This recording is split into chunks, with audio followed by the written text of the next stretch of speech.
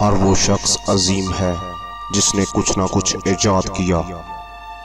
सुई की इजाद से लेकर खला तक का सफर इन्हीं अजीम इंसानों ही की बदौलत से मुमकिन हुआ। उन्होंने रंग, नस्ल और मजहब को बालाए ताक रखते हुए इंसानियत की फलाह के लिए अपनी जिंदगियां वक्फ की। तो अभी तक जिन लोगों ने हमारे चैनल को सब्सक्राइब नहीं किया वो अभी इस सुर्ख बटन पर क्लिक करके हमारे चैनल को सब्सक्राइब कर लें और साथ में बेल आइकॉन पर भी क्लिक कर दें ताकि हमारी आइंदा आने वाली वीडियो आपको बर वक्त मौसूल हो सके। 1930 के अशरे के अवाइल में जर्मनी पर नाजी पार्टी की हुकूमत थी जिसका सरबराह अडोल्फ हिटलर था। उसने खुफिया पुलिस फोर्स मुनज़्ज़म की और मुखालिफ सियासी जमातों पर पाबंदी लगा दी। इसके साथ साथ उसने जर्मनी में आबाद जिप्सी और यहूदियों जैसे अक़लीती गिरोहों को जुल्म सितम का निशाना बनाना शुरू कर दिया।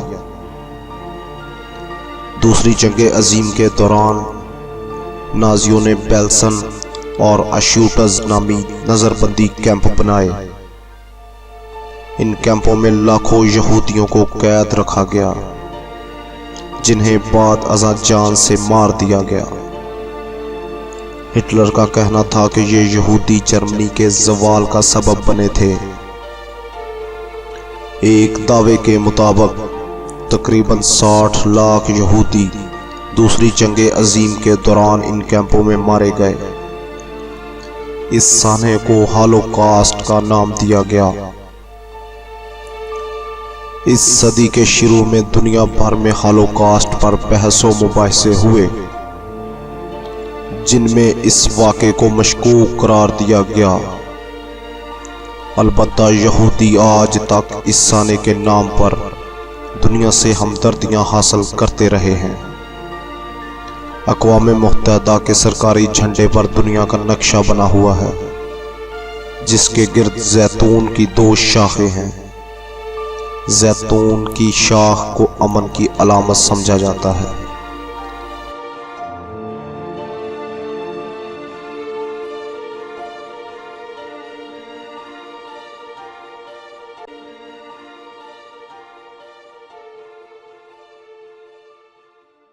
उम्मीद करता हूं कि आपको हमारी वीडियो पसंद आई होगी।